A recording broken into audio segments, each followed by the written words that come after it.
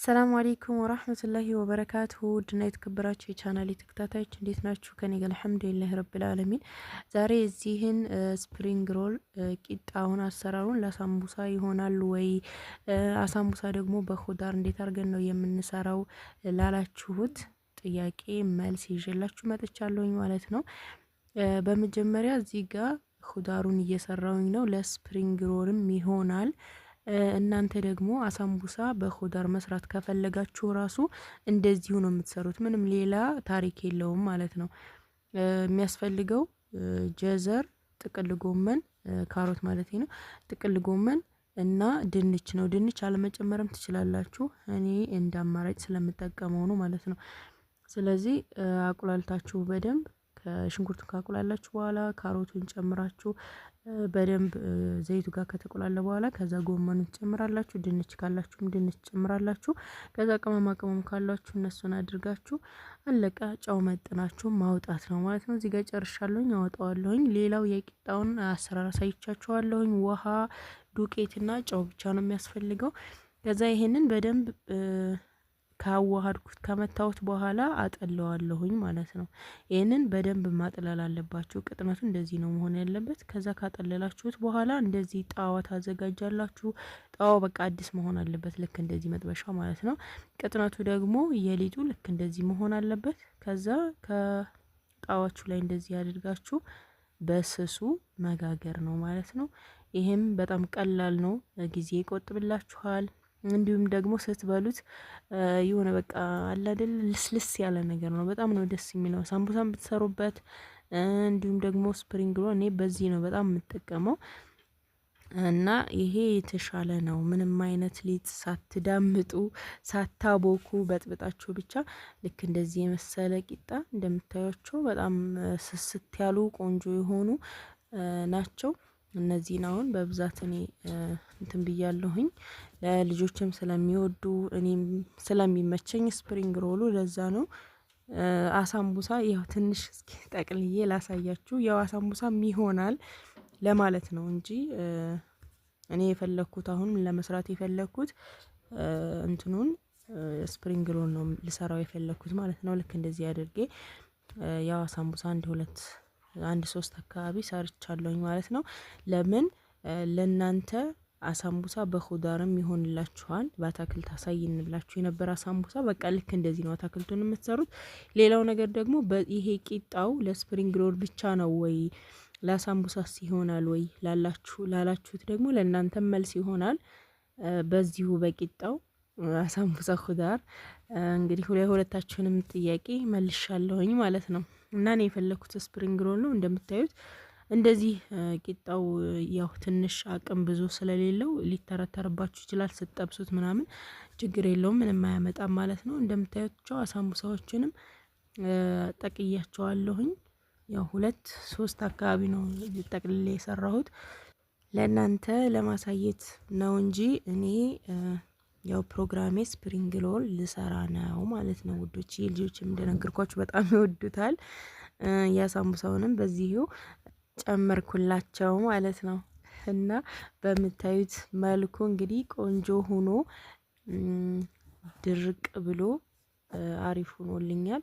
ውስጡም ሀሽዋው በጣም ነው የሚጣፍጠው እና በኹዳር እንደዚህ አድርጋችሁ መስራት ትችላላችሁ። ስትበሉት በቃ ቅልል የሚል ነገር አለ አይደለ? ልክ በጣም ቆንጆ ነገር ለፍጡር ላይ በተለይ እና ያው እኛ እንደነገርኳችሁ ምሰራው አንድ አይነት ነገር ብቻ ነው። ምሳሌ ለዛሬ ፍጡር ይሄን ከሰራው ደግሞ ለነገ ሌላ ነገር እንጂ አሳምቡሳውንም ስፕሪንግ ሮሉንም ምንድነው ጌማቱን ቢዛውን ምናምን ሁሉንም አንዳንድ ጊዜ አልሰራም። እዚህ ጋር በነገራችን ላይ ጣቴን እንትን ቀብቼዋለሁኝ። እሳት በልቶኝ ነው አቃጥሎኝ ማለት ነው።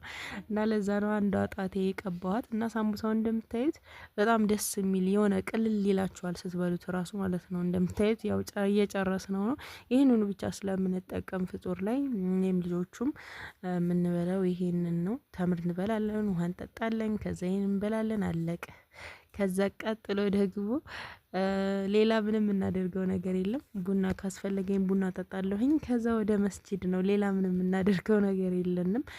ልጆቹም ይተኛሉ። ካልተኙም ወደ መስጂድ አብረን እንሄዳለን እና እንደምታዩት ውስጡ ብዙም ቂጣ የለውም፣ ስስ ነው እንደነገርኳችሁ። ከላይም የሆነ ልስልስ ያለ ነገር ስለሆነ ለሳምቡሳ በጣም ቆንጆ ነው እና ቀላል መንገድም ነው። ምንም ሊጥ አብኩታችሁ እስኪቦካ ጠብቃችሁ ከዛ ዳምጣችሁ ምናምን አይጠበቅባችሁም። እንግዲህ ወዲያውኑ በጥበጥ አድርጋችሁ ነው ቂጣዋን የምትጋግሯት። ከዛ በዚህ መልኩ ደግሞ ጠቅልላችሁ አሳምቡሳን ፈለጋችሁ ስፕሪንግ ሮልን ፈለጋችሁ የፈለጋችሁትን መስራት ትችላላችሁ። በተለይ ለልጆች በጣም ነው የሚመቻቸው፣ ለኛም ያው ቀለል ያለ ምግብ ነው። እንደዚህ አድርጋችሁ መስራት ትችላላችሁ። ሁሉም ነገር ቀላል ነው በነገራችን ላይ እያልኩ ነው ለእናንተ የምነግራችሁ ቀላል ቀላሉን ማለት ነው። እና ጥያቄያችሁ ይሄንን ይመስል ነበረ። መልሻለሁ ብዬ ተስፋ አድርጋለሁኝ። ሌላም ሀሳብ አስተያየት ጥያቄ ካላችሁ ኮሜንት ላይ አስቀምጡልኝ። እንዲሁም የኢድ መፍረሽ መግዛት የምትፈልጉ ካላችሁ ማዘዝ ትችላላችሁ። በነገራችን ላይ ዋጋ እየጨመረ ነው። በባለፈው ወፍራሙን ቲክነስ ፍራሽ የመፈረሻውን ወፍራሙን ማለት ነው ከፍታ ያለውን እሱን 5000 ነበር ዋጋው። ፍራሹ አንዱ ፍራሽ 5000 ነው ብያችሁ ነገረችሁ ነበረ። አሁን ላይ 6000 ገብቷል። ይሄኛው ደግሞ በኢትዮ ፎም ሳሳ ያለው መፈረሻ ፍራሹ ብቻ እሱ 2800 ነበረ። አሁን ደግሞ 3000። እንግዲህ በ15 ቀን ለውጥ ማለት ነው። በ15 ቀን ለውጥ ይሄን ያክል ለውጥ አምጥቷል። ፍራሹ እንግዲህ 1000 ብር ነው የጨመረው በአንድ ጊዜ ማለት ነው። 5000 የነበረው 6000 ገብቷል። እንዲሁም ደግሞ ልብሱ በወፍራሙ ቲክነስ ፍራሽ ከሆነ 2000 ብር ነው ማሰሪያው ማለት ነው። የልብሱ 2000 ብር ነው በሁለቱም ሳይድ። ለፍራሽ ደግሞ 450 ብያችኋለሁኝ።